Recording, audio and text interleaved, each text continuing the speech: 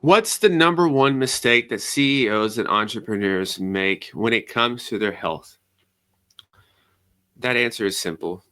They treat recovery as optional, like it's an indulgence. But here's the truth. Without deliberate recovery, you will eventually pay the price through your energy, your clarity, your acuity, your leadership capacity, and your quality of presence with your family. Welcome, I'm Julian Hayes II, founder of Executive Health, where the mission is to help CEOs, entrepreneurs, and other A-level leaders optimize their billion-dollar assets so they can thrive in business, lead in their communities, and most importantly, be more present with their families. Here is the reality that sometimes people overlook when it comes to business. Business is an absolute 24/7 sport with no off season. It is probably the toughest sport to be in. You are expected to perform for decades. You're expected to operate under volatility, pressure, scrutiny, nonstop demands, and you still got a personal life to deal with. If you neglect recovery, the cost is certainly not just your health. It is your clarity. It is your team. It is your legacy and those most important to you. Safe to say there's a lot riding on your shoulders if you are A-level leader. When I think about health, when I think about fitness, I think about myself, I thought about it because I had this conversation with a 22-year-old. And I said, in your 20s, it's like playing Call of Duty on recruit mode. For the video game people out there, recruit mode's the easiest one if you're not familiar. You can get away with pushing harder, sleeping less, and do whatever you want to your body, and you can still look super in shape, have no problems at all. But in your 30s, especially after 35, definitely into your 40s and beyond, you can still look awesome. I work out more at 39 than I did at 29. But the strategy is a little different. More eventually becomes less when you think about your 20s compared to your 30s and 40s and beyond. Recovery at this stage is not a luxury, it's insurance, it's a necessity. I want to share 3 recovery tools, 3 of my favorite ones that I use and that I always advise and recommend others to do so as well. Number 1 is the sauna. Think of this as strategically leveraging heat stress. The sauna is not just relaxing. I mean, it's very relaxing, at least to me. I know it's hot in there to some people, but to me, I look forward to it. The sauna is also a controlled stressor that conditions our biology for resilience, is what I think. One long-term, it's very popular Finnish study. It was published in the JAMA Internal Medicine, and it found that men who used the sauna 47 times per week, they cut the risk of sudden cardiac death almost in half compared to once a week. Women, this applies to you as well. The sauna doesn't discriminate. It benefits both men and women. Heat exposure triggers heat shock proteins. Simply put, think of these as your body's repair crew. And they're protecting your brain, your heart, they're helping you recover faster, and a whole assortment of other things. Now, for a leader of significant responsibility, a leader of great ambition, think of the sauna as a mini stress test. It's training you to rebound quicker. It's training you to make clearer decisions. And it's training you to endure volatility without breaking. Number 2 here is cold exposure. Focus under pressure is how I think about this. I'm not a fan of the cold. Do not like it at all. Absolutely hate it.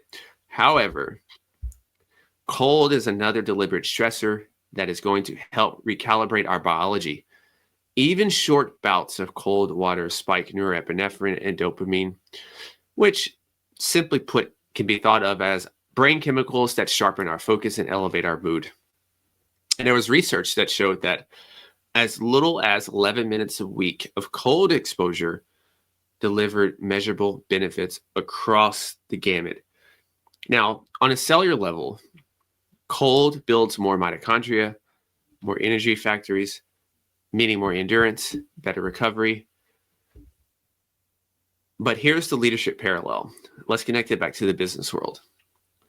The same composure that you would need to sit in an ice bath is, in a nutshell, the same composure that's going to carry you through another volatile market. It's going to carry you through negotiations. It's going to carry you through the latest distractions that's going to be out there because they are coming in droves. Number 3 is the newest one that I use. Been using it for a while though, but it is a favorite. It is free, it is easy, and it sounds so simple. Grounding, recharging your circuits. Grounding sounds hella simple. You make direct contact with the earth. You walk barefoot on some grass. There's other areas as well, but we're just going to use grass in this example. Wet early in the morning is even better. Research has found that it lowers nighttime cortisol. It improves your sleep quality. It even steadies your heart rate variability. So the mechanism here is that you are literally pulling electrons from the ground because our body is electric. We are electric beings. There's a great book by Robert Becker, The Body Electric, and so many more, but I don't want to get sidetracked. You're pulling these electrons from the ground. This is free energy. That's going to improve our cellular repair systems. It's going to improve our resilience. It's going to help inflammation. It's going to help, I want to say nearly every single system of the body benefits from grounding. It's so simple and it's so free that it's so easy to overlook. But I always say that leaders, they don't run out of ideas. Leaders never run out of ideas, but they do run out of energy. And so grounding is going to help replenishing your charge so you stay clear, composed, and influential when volatility and when pressure is at its peak. Grounding is also a easy tool to leverage if you can to help you mitigate jet lag. Now, this one's easy. These 3 things I've named.